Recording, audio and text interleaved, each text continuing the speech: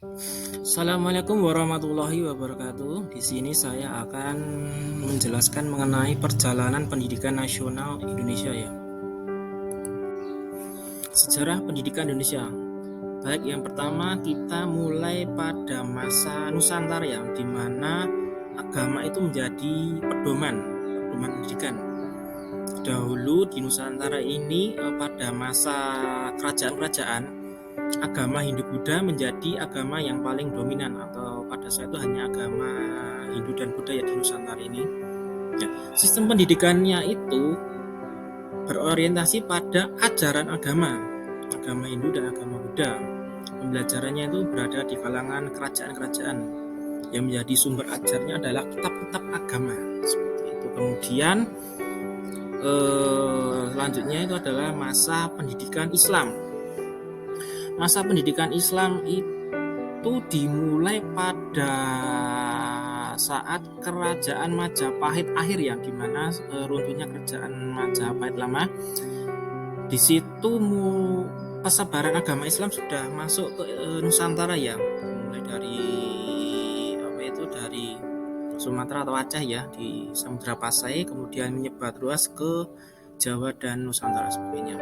Yang menjadi tonggak pendidikan Islam itu adalah para wali songo. Ya, para wali songo menyebarkan agama Islam. Pendidikan Islam itu sendiri hanya berasal di pondok-pondok saja ya, di pondok-pondok pesantren. Dalam pendidikan Islam itu Al-Quran itu menjadi sumber utama dalam pendidikan. Itu. Terus setelah itu pendidikan dengan agama Katolik dan Kristen Protestan ya. Agama ini disebarkan pada masa penjajahan Portugis ya. Sistem pendidikan Katolik dan Protestan ini dibawa oleh para penjajah dari Portugis. Nanti akan dibahas pada slide berikutnya. Ya, kemudian pendidikan pada masa penjajahan di Nusantara. Yang pertama itu adalah masa kependudukan Portugis, yaitu pada masa pendudukan Portugis itu mempunyai paham 3G ya, 3G, Gold, Glory, and Gospel, di mana Gold itu mencari kekayaan, merampas, dan Glory memperluas wilayah yang pelepasan dewasa. Kemudian adalah Gospel, yaitu penyebaran agama, itu melanjutkan apa yang pada slide yang tadi, bahwa agama Katolik dan Kristen Protestan itu berasal dari penjajahan, terutama pada penjajahan Portugis. Kemudian dilanjutkan pada masa penjajahan Belanda ya. Pada masa penjajahan Belanda ini pendidikan itu hanya digunakan untuk kalangan-kalangan atas atau kalangan-kalangan bangsawan, di mana yang hanya mendapat pendidikan itu hanya kalangan atas dan bangsawan. Tapi pendidikan itu juga diberikan kepada rakyat biasa, tapi hanya sebatas baca dan menghitung. Nah, itu pun pendidikannya hanya untuk kepentingan para penjajah saja, di mana untuk melakukan pencatatan dan sebagainya. Kemudian dilanjutkan pada masa penjajahan Jepang. Nah, pendidikan masa Jepang itu lebih bagus lah daripada masa penjajahan Belanda, di mana pada masa penjajahan Jepang ini para pribumi diberikan kesempatan untuk belajar walaupun masih dalam tingkat baca tulis dan yang sederhana seperti itu.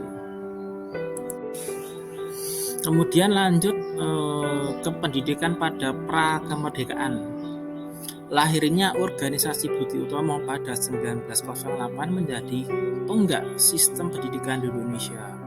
Kemudian puncaknya itu adalah pada tahun 1920 ya, di mana itu lahirnya Taman Siswa sebagai tonggak emas pendidikan bangsa. Nah, Taman Siswa ini didirikan oleh Ki Hajar Dewantara, di mana Ki Hajar Dewantara menjadi sumber panutan pendidikan di Indonesia. Yang terkenalnya itu adalah Tuturi Handayani dengan konsep pendidikan yang ditawarkan Ki Hajar Dewantara adalah trikon, yaitu adalah konvergen, kontinu, dan konsentris, di mana konvergen itu adalah kita itu harus belajar itu harus dari segala sumber, dari apapun, seperti itu. Kemudian kontinu pendidikan itu adalah dari kita lahir sampai kita sampai kita mati ya, intinya itu belajar harus terus menerus dan secara kontinu. Kemudian apa itu konsentris? Konsentris adalah kita itu walaupun sudah belajar dari manapun, jangan lupa sampai jati diri kita sendiri, yaitu jati diri bangsa Indonesia, seperti itu.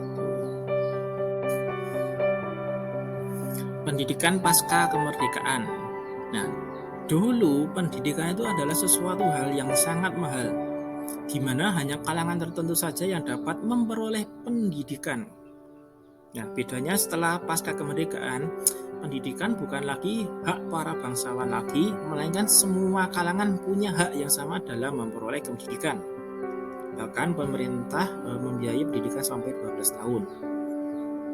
Kemudian pendidikan pada abad 21 ada abad sekarang sampai ke depan, pendidikan itu lebih modern dengan penguatan teknologi, kecepatan dan keterampilan, di mana kita itu dituntut untuk selalu melek teknologi, di mana pendidikan kita kan harus sesuai dengan teknologi kemajuan zaman. Era sekarang itu bukan era 4.0 lagi, tapi menuju era 5.0. Kita sebagai tenaga guru harus bisa menyiapkan peserta didik kita untuk menghadapi era 5.0.